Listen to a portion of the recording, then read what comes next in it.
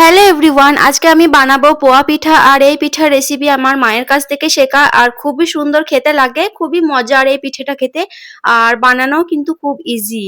এই পিঠে বানানোর জন্য লাগবে হচ্ছে ময়দা আর সুজি। এখানে আমি আধা কাপের মতো সুজিটা নিয়ে নিয়েছি।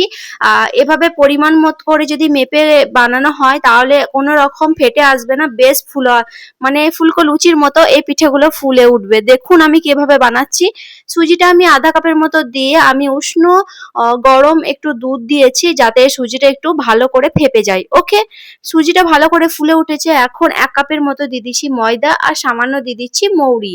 মৌরিটা আপনারা দিতেও পারেন, বাট পোয়া পিঠেতে মৌরি দিলে খুবই সুন্দর একটা ফ্লেভার লাগে। ওকে, আর আমি অল্প 1 চিমটির মতো লবণ দিয়েছি। লবণটা নাও দিতে পারেন, বাট 1 চিমটির মতো দিলে কোনো কিছু খারাপ লাগবে না, খেতে বেশ ভালোই লাগবে। তারপরে দিয়ে দিয়েছি আধা কাপের মতো চিনি।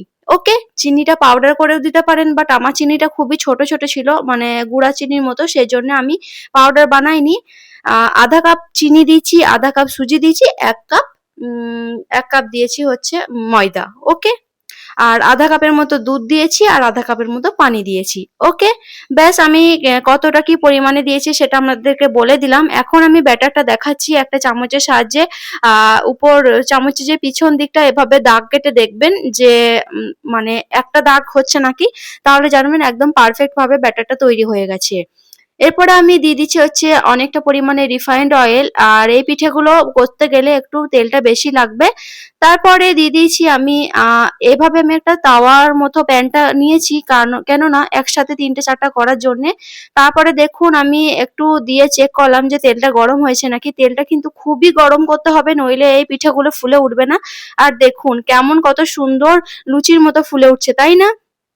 খুবই সুন্দর হয়েছিল পিঠেগুলো। আর এই পিঠেতে নারকেল কুচিও দিতে পারেন, বাদাম, সমস্ত কিছু দিলেও ভালো লাগে, বাট আমার মনে হয় এই পিঠেটা সিম্পল একটু বেশি খেতে ভালো লাগে। ওকে, এই দেখুন এভাবে ব্রাউন কালার অবধি ফ্রাই করে নিতে হবে। আমি একসাথে 2-3টে সবার লাস্টে 4টাও করেছি। খুবই তাড়াতাড়ি হয়ে গেছিল, এরকম একটা কড়াই নিয়েছিলাম বলে। তারপরে যে এমনি যে কড়াইগুলো হয় সেগুলোতে একটা করে হবে, একটু দেরি হবে, সেজন্য আমি এই কড়াইটাই নিয়েছি। ওকে, আচ্ছা, আর এভাবে 1 চামচ করে আমি ব্যাটারটা দিয়েছি। আর উপর থেকে উপরে তেলটা দিয়ে দিচ্ছি, গরম তেলটা, তাহলে বেশ ভালো করে ফুলে উঠছে। চেষ্টা করবেন একটু যখন ব্যাটারটা তেলের মধ্যে দেবেন তখন যেন তেলটা খুবই হাই থাকে, তারপরে মিডিয়াম করে দেবেন, তাহলে ভিতরটা খুব সুন্দর কুক হবে। আমার অনেকগুলো করা হয়ে গেছে। দেখুন 1 কাপ আটা দিয়ে আমার অনেকগুলো হয়েছিল পিঠে, আর খুবই সুন্দর মজার খেতে হয়েছিল। একটা ভেঙে দেখাচ্ছিলাম আপনাদেরকে, বাট অনেকটা গরম ছিল, ঠান্ডা হওয়ার অপেক্ষায় আছি।